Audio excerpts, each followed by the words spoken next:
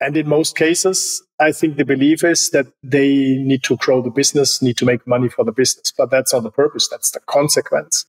That's what happens when they do a good job helping others solve their problems. And I think this is what an offer needs to do. So when you put yourself like in the perspective of your dream client, not asking yourself, how can I sell my stuff to this person and what should be the right price, but asking yourself, what does this person try to achieve?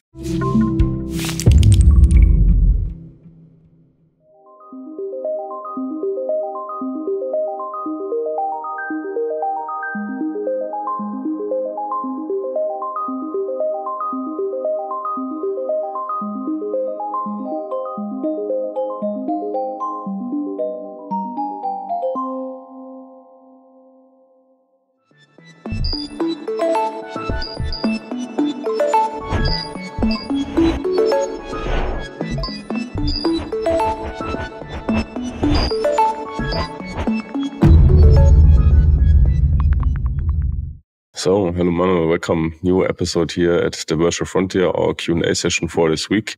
Topic is selling with confidence. And today we're going to discover maybe what is this term about, how to get there, and maybe things that we should avoid when we want to sell something to our customers even more with confidence. First question from my side, Manuel. How to get away from this prioritizing, focusing on our awesome, cool product, service, whatever, and start really focusing on the customer and the needs of the customer. Yeah, I think that's what you should do to sell with confidence, because if you just try to sell your stuff to people that don't really want it, you just like create an environment of high pressure, and then hopefully they want to escape the pressure by buying your product. And so you leave them in silence and peace. I think that's the old way, the hard selling way to sell. And I never experienced that you can sell with confidence, because you need to believe that selling is something good. But if you just sell for yourself to sell your stuff, I don't know what should be good with that. So to answer your question, how to escape that and to sell with confidence and move away from the old-fashioned way to just talk about yourself and how awesome you are and your own offers instead of providing value. I think it all starts with changing the mindset of what selling means and what your offers, your services or your products should do. And in most cases, I think the belief is that they need to grow the business, need to make money for the business. But that's not the purpose. That's the consequence. That's what happens when they do a good job helping others solve their problems. And I think this is what an offer needs to do. So when you put yourself like in the perspective of your dream client, not asking yourself, how can I sell my stuff to this person and what should be the right price, but asking yourself, what does this person try to achieve? And what are the current problems and obstacles that prevent this person from achieving these goals and results, right? It can be a business owner trying to grow his or her business. And the biggest problem is that they have no idea how to win clients online because offline channels are dead. So if this is the situation and they want to get more clients, more sales using online channels, so there is a gap. And the question is now, how can you build an offer that helps this person bridge the gap and achieve the result they want to achieve, right? Your offers are just a vehicle to help a person get from where they are to where they want to be. And that's like how you can approach it. And then when you have such offers, you can sell with much higher confidence, because what you're doing is not just selling people your stuff. It's helping people to get what they really want and speed up this process. And in general speaking, a great impression is always everything. How do you make sure you get that part right in a digital space? I think it doesn't matter if it's digital or physical, because in the end, it's just communication. In the end, it's just like ignore the channel, right? Digital is just a channel. If you want to sell it online, offline, on TikTok, on Facebook, on LinkedIn, on an exhibition, via the phone, via going to the door, ringing the bell of random people. That's just all channels. And when you have a crappy product, then of course you need to find another way to connect to a person on a personal level so that the person does not necessarily buy the product, but buys because he or she likes you and has a lot of trust. There is no doubt that trust is required to build a relationship, whichever relationship you want, also a sales or business relationship.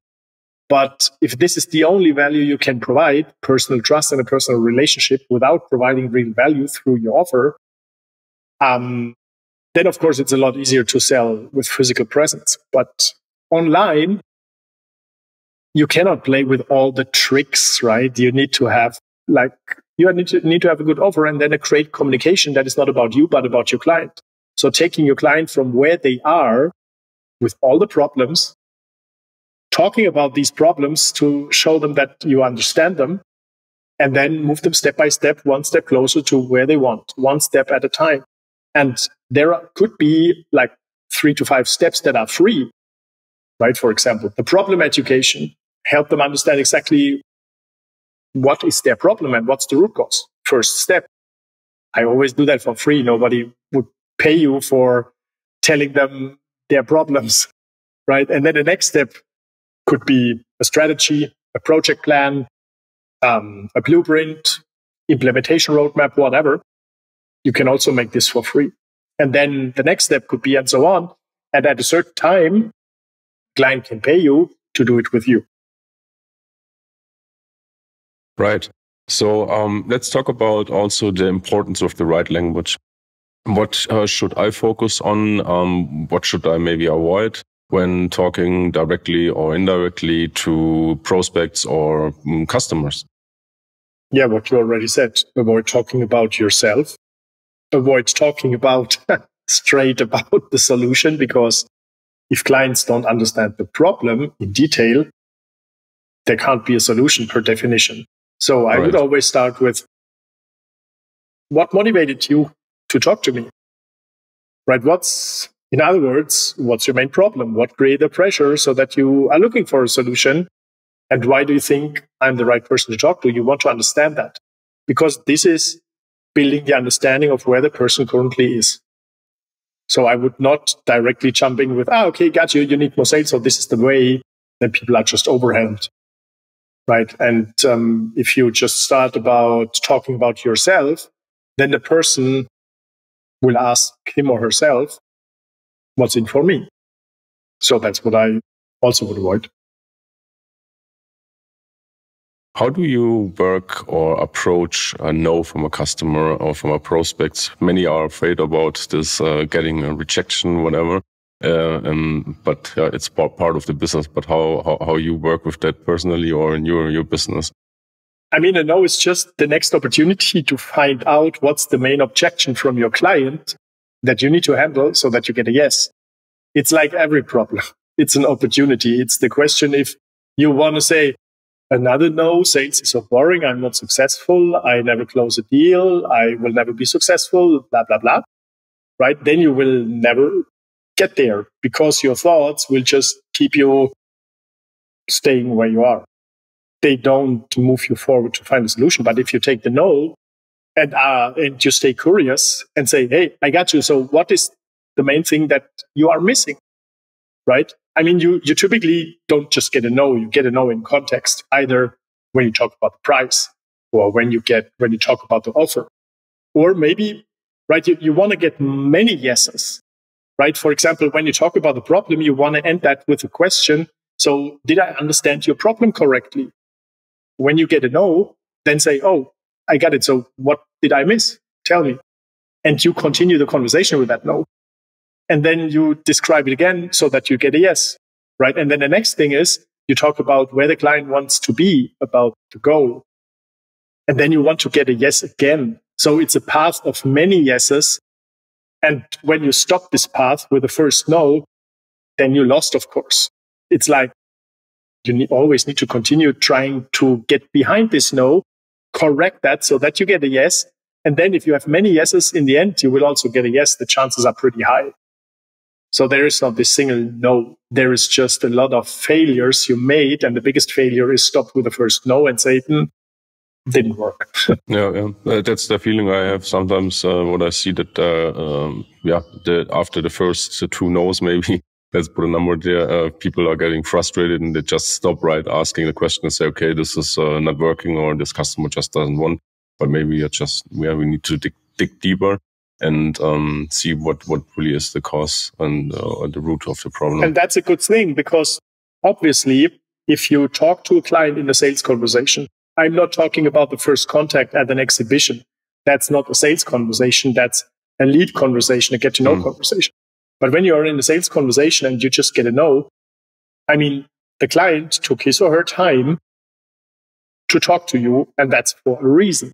They are always here because of a reason. They have a problem and they want to solve it. They are curious about something, but you didn't do a good enough job to figure out what exactly it is, and then provide an offer that is by far less expensive than the value of the person achieving this result.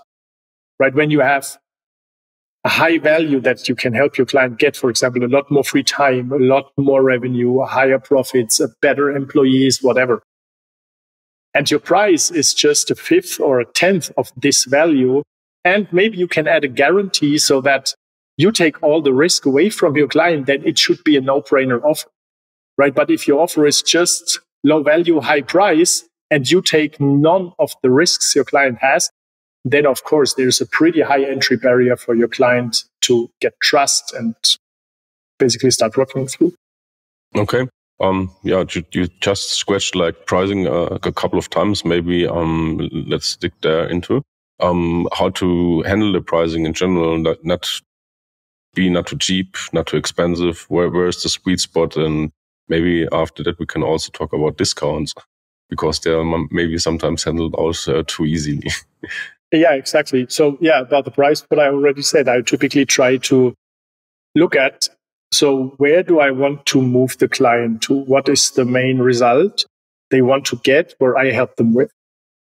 And how much time can they save, and how much failures can they avoid by taking my knowledge that is based on the failures that I already made. So I paid my time, my money, my hair for making these failures and getting this knowledge. So what is it that the client saves? Right? And then stack that all together, which is kind of the value stack. And if your price is like 10th or a fifth of that value, then it's good. But you must be able to clearly express the value, and you must be able to set the price in relation to this value. And then it should be okay, that's 10 times more. It's a no-brainer for me to do that. Right? That's how I calculate the prices. Okay. Last question topic from my side today are important steps, learnings from your side that you can maybe share to close the sale, to close the deal, whatever. What is important when maybe you stop because there is no success in sight, whatever. How you handle those closings. Yeah, that's a good idea. And let's talk about the discounts that you mentioned before. I think that fits perfectly to this question. You said that discounts are typically given too fast, too early. And that typically happens when salespeople are not convinced by the value of their own offer or not convinced by their skills. So I don't know when I gave a discount last time when a client asked me. So I try to compete on value. So, for example, when a client asks you for a discount, what they say is they don't see enough value in your offer. The price is too high, value is too low. So instead of reducing the price, I try to increase the value. That basically should solve the same problem. And I try to increase the value by putting more engagement in it, by giving them additional assets, by spending additional time with them, by adding a guarantee. Right? That's all on the value side. I try to increase that. And when you try to go to the closing, and closing just means asking the question, hey, now you know the value, you know how it goes, you know the price. Do you want to do that? And when clients tell you, I need to talk about that with my business partner, I would say, hey, That's totally fine. So which questions are open? Because what they are saying is not they need to talk to their business partner. What they are saying is, I'm not convinced. Or when they say, I need some time to think about it. Hey, I'm here. Which questions do you have? I'm happy to answer them all. Right now, when you just sleep an additional day, you still don't get an answer from me. So why not do it here? Right? You need to handle the objections, and it's a good idea to create a list of typical objections and train yourself to handle them. Because when you are in a call, then you are not trained. It's hard to handle these objections at all. So these are very important things for the closing side. And when you are able to do this well, right, then you don't need to give a discount just to hope that the client will sign the contract. Because maybe it's not about the price. Maybe they are not certain enough that with your offer, they can achieve their goal. Then you can reduce the price by 50% and they will not buy if they don't believe you or trust you. So you need to bring, for example, additional testimonials, which proves them, or connect them with other clients, which proves them that your method, your offer, your service is successful for them. Then you don't need to decrease the price. It's just the fastest thing and often the easiest thing, but the most expensive thing. There are many other opportunities to handle the objection. And in order to handle them, you need to really understand what is currently preventing the client from saying yes. And you can only figure that out by listening to your client and asking clarifying questions. And when do you stop chasing down a customer for closing the sales? Because that's the other extreme, you have maybe some, I would say, dead leads already in your pipe, and they keep pounding on them and wasting time. But when do you draw the line? I typically don't chase them anymore at all. What I do is I give them kind of an action taker discount. That's a discount I do, but not because my client asked me. That's what I do because I want to have a decision in a time frame. And I give them a discount of 5%, 10% if they buy in the next 7, 14, 30 days. Just pick a time frame. Because typically those people that don't buy in this time frame, they never buy. They just wanted to see. So qualifying potential buyers is, of course, an important thing before you waste your time with just freebie seekers that are curious and want to learn something for free. So that's the only discount that I put in the sales system in order to add some scarcity, right? Or a limited timeline where they need to make a decision, because then I know if they don't buy in this time frame, then they typically never buy. Or maybe they buy in a year, but I don't need to chase them every week.